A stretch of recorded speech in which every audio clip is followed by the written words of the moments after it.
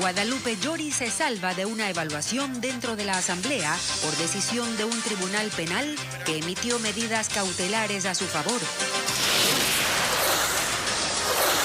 Unos $100 millones adeuda el IES a Solca, poniendo en riesgo la atención a pacientes con cáncer.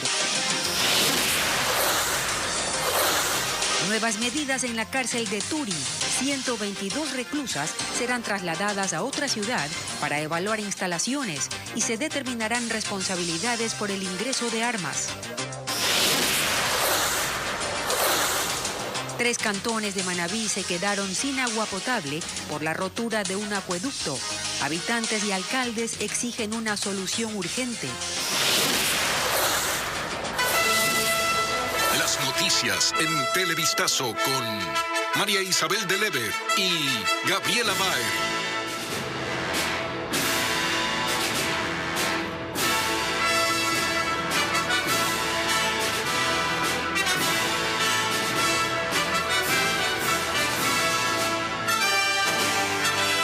Amigos, buenas tardes, bienvenidos a Televistazo. Un tribunal penal de Pichincha falló a favor de la presidenta de la Asamblea, Guadalupe Llori, y dispuso que no se trate en el Pleno la creación de una comisión para evaluarla. Hola, María Isabel. ¿Qué tal, Gaby y amigos? Bienvenidos. Los jueces consideraron que se amenaza con vulnerar varios derechos constitucionales. Jacqueline Rodas con el detalle de esta decisión judicial. La solicitud de medidas cautelares presentada ayer por la presidenta de la Asamblea, Guadalupe Llori, se resolvió enseguida. Esta mañana, un tribunal penal de Pichincha, conformado por los jueces Julio Obando, Mabel Tapia y Olga Ruiz, falló a su favor. Determinó que están bajo amenaza derechos constitucionales como el debido proceso y la seguridad jurídica, y decidió admitir el pedido de medidas cautelares presentado por Guadalupe Llori, y dispone que el Pleno de la Asamblea Nacional se abstenga de conocer, debatir y resolver el proyecto de resolución para la creación de la Comisión Ad Hoc Pluripartidista para investigar las actuaciones del Consejo de Administración Legislativa CAL que preside Llori. Según los jueces, el legislativo además busca incumplir una observación del Procurador General del Estado y acogen el argumento expuesto por la presidenta de que se intentaría violentar el procedimiento legal sobre la destitución de autoridades de la Asamblea, que dicen debe darse a través de una denuncia calificada por el CAL. El tribunal detalla que las medidas dictadas son una reparación integral para Llori, dispone a la Defensoría del Pueblo que vigile su cumplimiento y envía la decisión a la Corte Constitucional.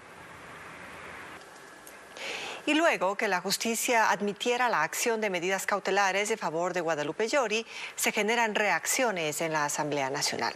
Patricio Díaz está en el Palacio Legislativo para informarnos. Patricio, cuéntanos qué ha decidido ahora hacer el Parlamento. ¿Qué tal, Gaby, amigos televidentes? Muy buenas tardes.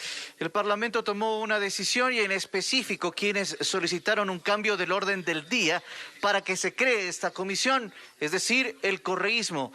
Ellos decidieron desistir de ese cambio del orden del día, retirarlo para que no sean afectados por enfrentar una decisión judicial como son las medidas cautelares. Esto lo hizo Fausto Jarrín de UNES, quien había presentado, como les decimos, este pedido de cambio del orden del día. Obviamente criticó la decisión de la presidenta de la Asamblea, Guadalupe Llori, de haber presentado este tema y dijo incluso que se trataba de una intromisión de la justicia en la labor legislativa.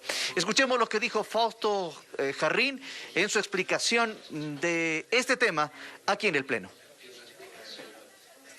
Con la grosera y afrentosa intromisión de la función judicial en las capacidades del legislativo, en un proceso espurio en el que nuestra representante se demanda a sí mismo, utilizando funcionarios de la Asamblea para demandar medidas cautelares contra este Pleno. Me voy a abstener de hacer la solicitud de cambio del orden del día porque no voy a violar la normativa constitucional, porque no voy a pedirles a mis compañeros asambleístas que violen una medida cautelar. Bien, y también se pronunció aquí el asesor jurídico de la presidenta de la Asamblea, Julio César Sarango. Él defendió la decisión de la juez o de los jueces en cuanto a estas medidas cautelares. Dijo que el procedimiento que se debe seguir es el que está en la ley, es decir, una denuncia previo a la creación de la comisión. Escuchemos lo que dijo Julio César Sarango respecto de lo ocurrido y obviamente de estas medidas cautelares. Aquí se ha fallado en derecho, se ha hecho uso de las herramientas legales y constitucionales. Yo les invoco a todos los ciudadanos ecuatorianos que se ajusten a la ley y a la Constitución. Cuando cese la amenaza de la vulneración de los derechos, ahí las medidas pueden ser revocadas. ¿Y cómo se describe cuando cese esa vulneración? Se describe cuando ya los señores asambleístas no realicen los actos que están realizando hasta el momento. Bueno, los asambleístas de la oposición legislativa, hablamos de UNES, de Partido Social Cristiano, y los autodenominados rebeldes de Pachacutic anuncian o advierten la revocatoria de estas medidas cautelares, pero eso se confirmará en los próximos minutos. Estaban reunidos definiendo aquello. En este momento el Pleno de la Asamblea Nacional trata el veto del presidente a la ley para la interrupción del embarazo en casos de violación. Todo esto les daremos a conocer en detalle en nuestras próximas emisiones. María Isabel. Gracias, Patricio, por contarnos lo que ocurre en la Asamblea Nacional.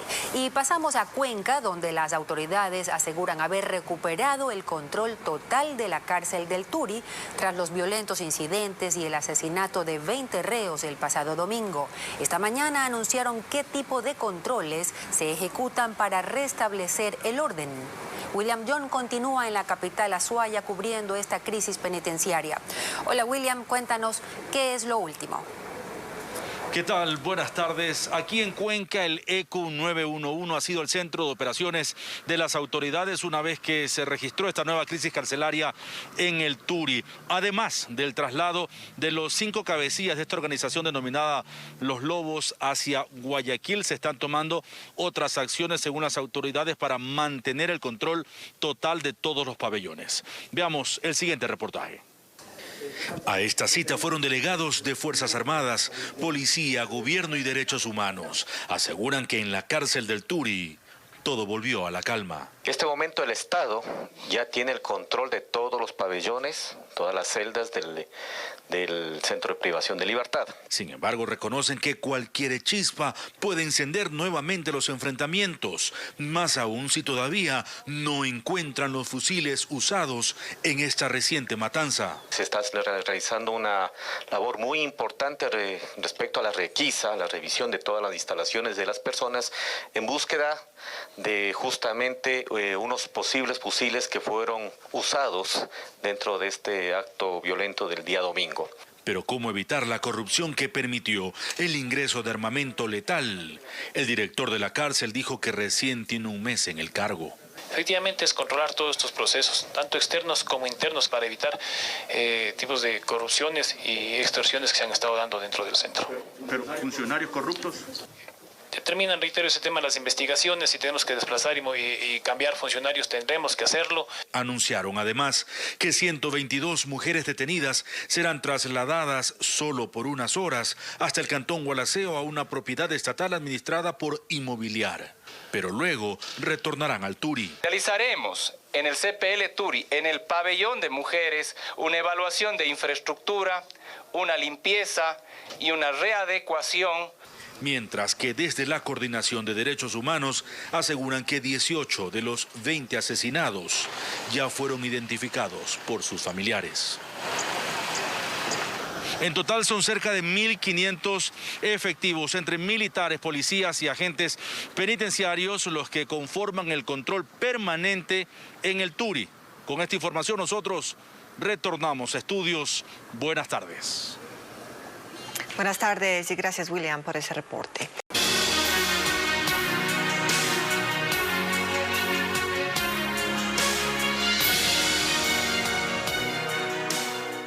El presidente de la República, en diálogo con medios de comunicación, indicó que las acciones del régimen contra la violencia en las cárceles están dando resultados. Guillermo Lasso también se refirió a la crisis legislativa y señaló que no enviará el proyecto de reforma laboral porque, asegura, también sería bloqueado por los asambleístas de oposición. Dialogando con periodistas, el jefe de Estado se refirió a la crisis carcelaria que se presentó en la prisión de Turi y al traslado de los cabecillas de esa masacre hacia La Roca. Los 5 principales líderes de las revueltas ya están en este momento en la cárcel de máxima seguridad en La Roca, que estaba cerrada en este sector de la penitenciaría del litoral. Ya están ahí, aislados como debe de ser. Guillermo Lasso recalca que el problema de la violencia en las cárceles es heredado y estructural, que eso no se cambia de la noche a la mañana, pero que se está trabajando. No es un tema que yo puedo decir en mi gobierno quedará solucionado, pero en mi gobierno sí van a quedar fortalecidas las instituciones que administran el sistema carcelario del Ecuador. A propósito de la crisis legislativa y de la conformación de una comisión ocasional que evalúe la gestión del CAL, el presidente dice que él prefiere pensar en otras cosas. ¿Qué pase en ese hemiciclo? Es problema de ellos. Allá que los resuelvan, yo no quiero, créame, ni opinar. Que ellos resuelvan lo que debe de suceder en Asamblea Nacional. Y que por eso la reforma laboral tendrá que buscar otro rumbo, porque a la Asamblea no la va a enviar. ¿Para qué pierdo el tiempo enviando un proyecto de ley que corresponde a la realidad de la mayoría de ecuatorianos para ser sometido a chantajes, a presiones, a negociaciones indebidas? Sin embargo, el primer mandatario no adelantó cuál será el plan B de su gobierno para manejar su proyecto de reforma laboral. Y en el Palacio de Carondelet se reunió el Gabinete de Seguridad presidido por los nuevos ministros de Gobierno y del Interior. Los titulares de las carteras de Estado evalúan las medidas que se adoptarán ante la situación carcelaria. Paul Romero está en la presidencia para informarnos. Paul, dinos, ¿ya se conocen las resoluciones? ¿Qué tal, María Isabel? Gracias. Buenas tardes. En la reunión también estuvo el presidente de la República, Guillermo Lasso Mendoza, con los ministros de Estado, en este caso el ministro del Interior, Patricio Carrillo, el ministro de Gobierno y de la Gestión de la Política, Francisco Jiménez, la secretaria de Derechos Humanos, Bernarda Ordóñez, y por supuesto también el director del Servicio de Protección a las Personas Privadas de Libertad, Pablo Ramírez. ¿Cuál es la decisión? Acelerar el proceso de selección de los nuevos guías penitenciarios. En este momento existen 1.600 en las más de 34 cárceles del país para una población penitenciaria de 35.000 presos en el Ecuador. Escuchemos al director del SNAI.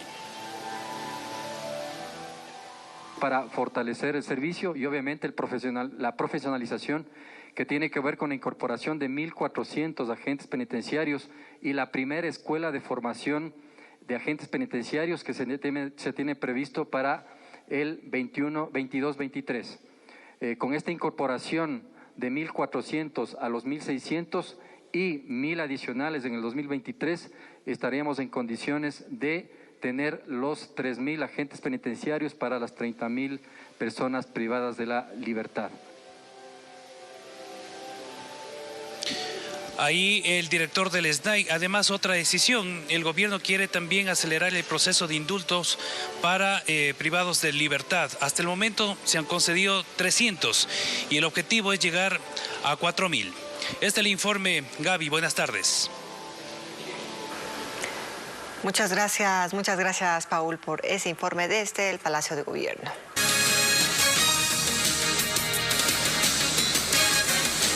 Continuamos. Más de $100 millones adeudaría el Instituto de Seguridad Social a Solca, según sus directivos. Aseguran que incluso por esta situación, en 2 ciudades ya han dejado de atender a nuevos pacientes derivados por el IES. Carla Delgado sigue esta problemática. A través de una carta remitida al presidente del Instituto de Seguridad Social, Francisco Cepeda, representantes de la matriz y los núcleos de Solca advierten que en el corto plazo será imposible seguir atendiendo a nuevos pacientes oncológicos derivados por el IES. porque el instituto que usted preside no ha cumplido con los pagos de atenciones a miles de enfermos. Jorge Ceballos, presidente del núcleo de Quito, asegura que incluso hay pagos atrasados desde 2010, lo que compromete los servicios que presta Solca a los asegurados del IES en hospitalización, consulta externa y medicinas. Solca reclama el pago de los servicios y el IES dice, tengo que hacer una auditoría de esos servicios. Hágala, para que nos pague. No tengo auditores. Solo a Solca Quito, el Instituto de Seguridad Social le debe alrededor de 60 millones de dólares. La cantidad que se adeuda a toda la entidad, dice, ya sobrepasa los 100 millones de dólares. Nosotros ponemos de nuestros recursos los insumos para prestar ese servicio. Lo que quiere decir que estamos financiando al IES. Y el IES nos paga con atrasos de 3, de 4, de 5 años los servicios que prestamos. Solo aquí en Quito, cada mes, el IES solicita la derivación de al menos 250 pacientes. El presidente Guillermo Lasso, a través de un tuit, pidió al director del IES reunirse con los representantes de Solca para encontrar una solución a la deuda, mientras que desde el IES indicaron que mantendrán una reunión este jueves para definir soluciones que garanticen la continuidad del convenio.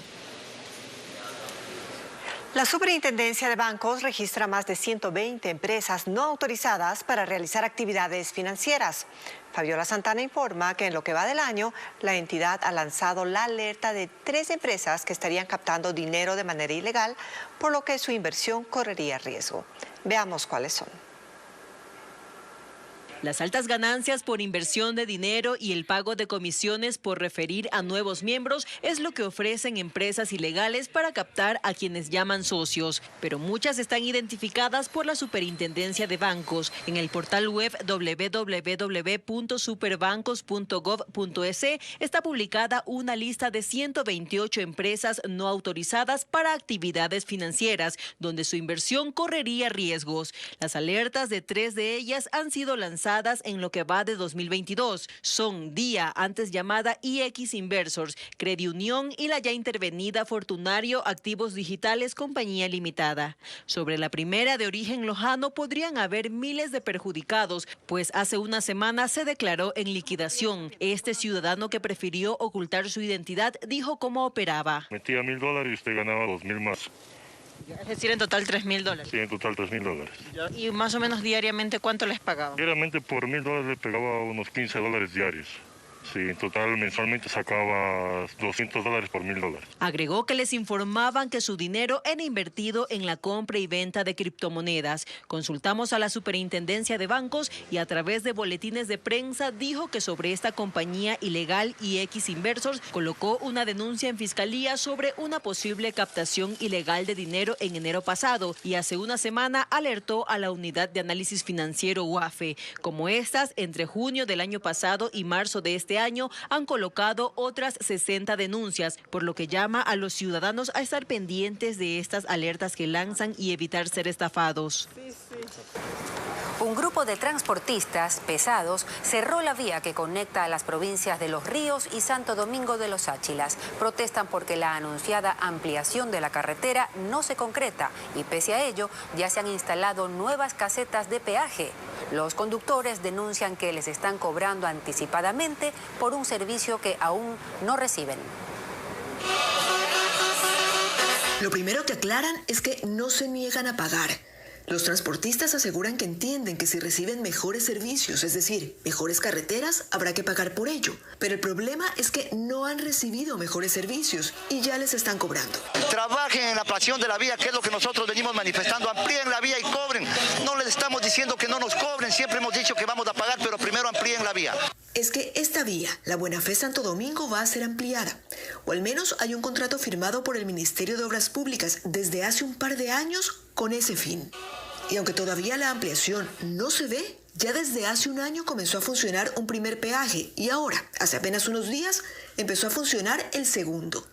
Cobro anticipado le llaman, aunque para los transportistas es simplemente una maniobra para conseguir dinero sin brindar obras.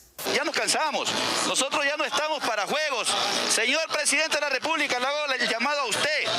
Venga, haga conciencia acá, aquí donde está el pueblo. Esta es una vía que se utiliza para el transporte de productos agrícolas y ganaderos hasta los puertos del país y por la que circula un promedio de 16,000 vehículos por día. Los transportistas aseguran que para detener su protesta hará falta que el ministro de Obras Públicas los visite o al menos les explique lo que está pasando. Nunca nos socializaron de qué se trataba el proyecto, ni siquiera conocemos el proyecto. La concesión para ampliar la carretera es por 30 años y se supone que en ese tiempo la concesionaria invertirá cerca de $550 millones.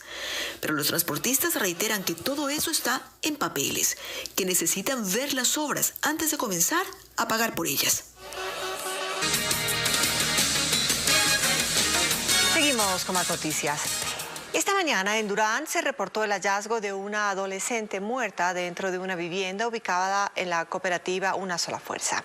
La policía investiga el caso como un asesinato, pues la menor de 14 años fue encontrada en la sala de la casa con varios golpes en su cabeza. Hasta el sitio llegaron agentes para recabar información.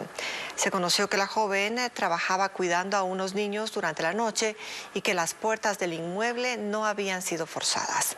En nuestras próximas emisiones ampliaremos esta información.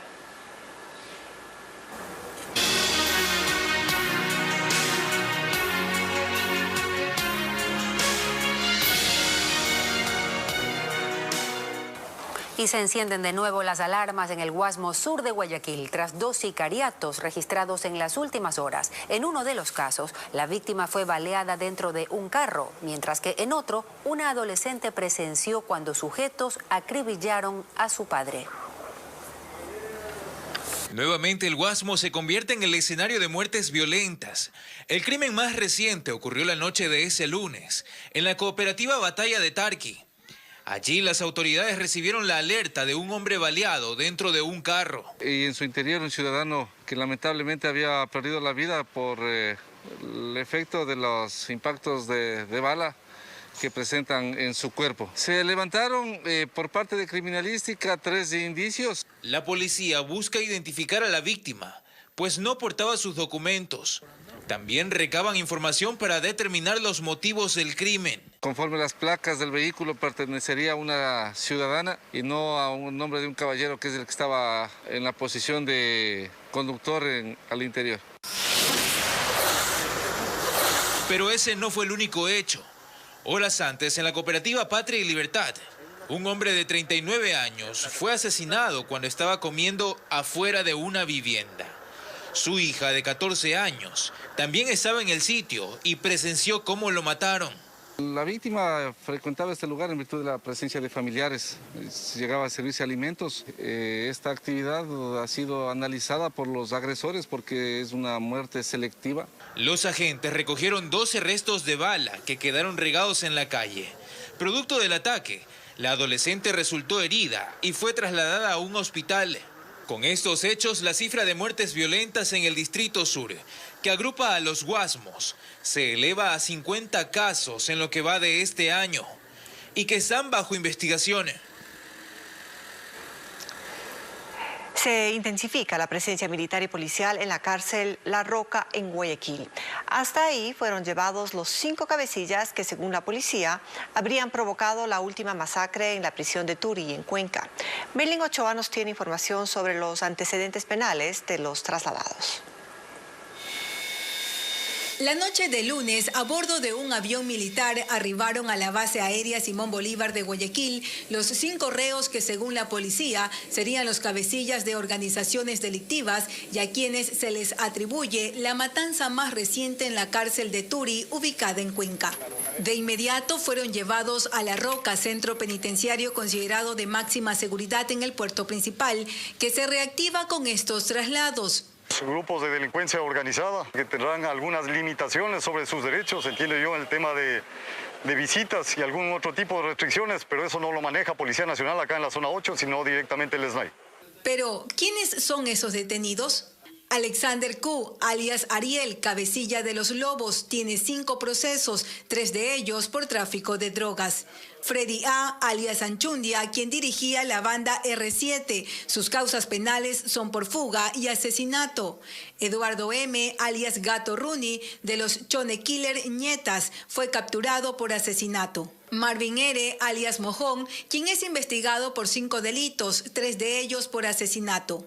Y Juan M., alias San Andrés, en nuestra búsqueda no encontramos antecedentes sobre él. Hay una red invisible por ahí que aparece con poder jurídico y político, que es el que al final encuentra los vacíos legales para darles a todos ellos una cierta impunidad. Ya personas que a través del sistema de inteligencia son los líderes y son los que provocaron la masacre del día de ayer y que fueron aislados, que hay mecanismos sobre los cuales no debían haber sido trasladados. Con el traslado de los 5 cabecillas, el protocolo de seguridad militar también ha sido modificado. Por obvias razones no podemos dar mayores detalles, pero sí podemos indicar que al menos 5 tanquetas van a recorrer no solo La Roca, sino todo el complejo carcelario. La presencia policial también es más visible, pues La Roca está en medio de la cárcel regional Guayas y de la penitenciaría del Litoral, en donde están recluidos otros cabecillas de grupos narcocriminales que, según las autoridades, tienen alianzas con cárteles mexicanos. Continuamos. Se cumple una semana desde que se paró el envío de agua por el acueducto de la refinería del Pacífico. Aquello ha provocado desabastecimiento de líquido vital en 3 cantones manabitas. El problema fue un daño en la tubería causado por una falla geológica, como nos informa Karen Ceballos. Ya son 7 días desde que los habitantes de Montecristi y Jaramijó no cuentan con agua potable a través de las tuberías. Parte de la parroquia Eloy Alfaro de Manta también resultó afectada. Los municipios de estos cantones manabitas entregan el líquido vital mediante tanqueros, pero lo que se reparte no es suficiente. En lugares como el reasentamiento Nuevo Jaramijó deben comprar más para abastecerse. Ahora ni los tanqueros quieren venirnos a abastecer del agua. ¿Cuánto les cuesta un tanque? $1. Hay carros que venden a $1.25. La afectación se origina por la falta de agua natural para potabilizar. El daño se localiza a más de 60 kilómetros de distancia de Manta, Montecristi y Jaramijó, en el sitio Botijas Afuera, zona rural de Tosagua. Por allí pasa el acueducto del fallido proyecto de refinería del Pacífico, de donde se obtiene agua para potabilizar. Pero la semana anterior la tierra cedió en este sitio en más de 3 metros, lo que rompió la tubería y obligó a que se suspenda el paso del agua. Comenzó a irse un chance y la noche del terremoto de Esmeralda, cruelmente que fue que se rompió ahí. Es una falla geológica, ingeniera. Técnicos recorrieron estos puntos para emitir un informe al COE provincial que se activó este lunes en la gobernación de Manabí. En la cita, el liquidador de la refinería del Pacífico, ente a cargo del acueducto, informó que el riesgo se mantiene. La falla está activa mientras la lluvia permanezca, el terreno está saturado de agua y sigue haciendo presión al acueducto. Del lado de los municipios se acordó que desde Manta se abastecería con tanqueros a sus vecinos Jaramijó y Montecristi, cantones declarados en emergencia porque más de 70.000 habitantes están sin agua. Tenemos que colaborar entre todos, pero ese no es el camino para esta reunión. El camino para esta reunión es decir cómo vamos a solucionar hoy o mañana lo del acueducto. Esto es darle solución para rápido, esto no es que 2 meses, 3 meses.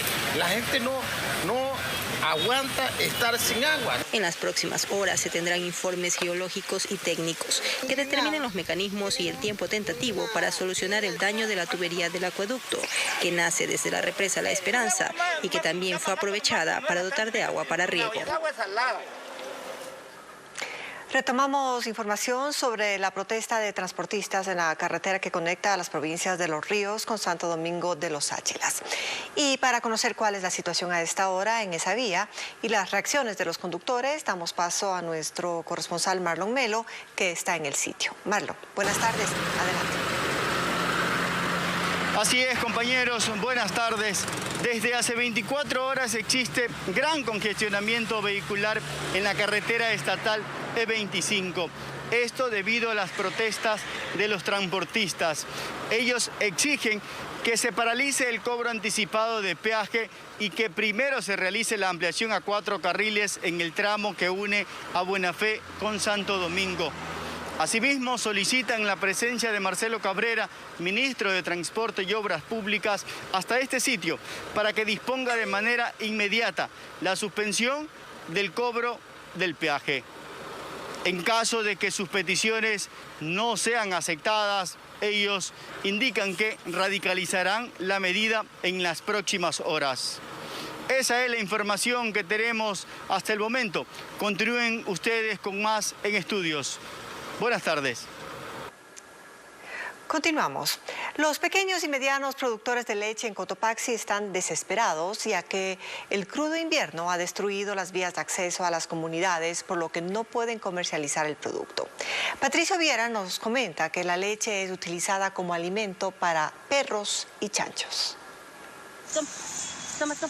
Como alimento para perros, así se utiliza una parte de los 50 litros de leche que producen diariamente las 4 vacas de propiedad de Loida Guanolema. Ella vive en la comunidad de San Isidro, en La Tacunga. Las permanentes lluvias en la zona destruyeron la vía principal de acceso, lo que impide el paso de la camioneta que traslada la leche hasta la fábrica. Los lecheros se quedan por abajo enterrados o se dañan los carros de ellos y ya no nos vienen a llevar la leche y nos toca ver qué hacer con la leche. A veces se hace quesos, a veces nos toca hasta botar. Alcides Semanate es dirigente de la comunidad de Guantoaló, en el cantón Sichos. El crudo invierno provocó un deslave de grandes proporciones que mantiene bloqueada la carretera principal. Él nos comenta que en la zona se producen cerca de 3.000 litros de leche al día, que no han podido ser comercializados hace 15 días.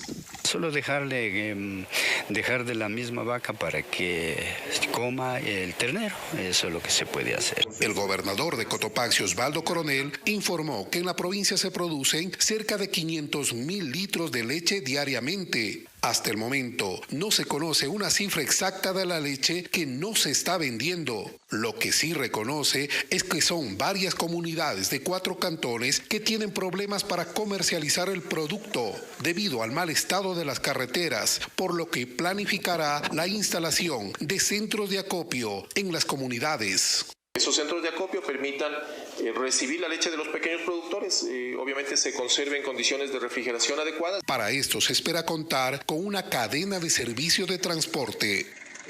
Gracias amigos, concluimos. Gaby. Así es, María Isabel, a las 19 horas regresa Televistazo para ustedes. Buenas tardes.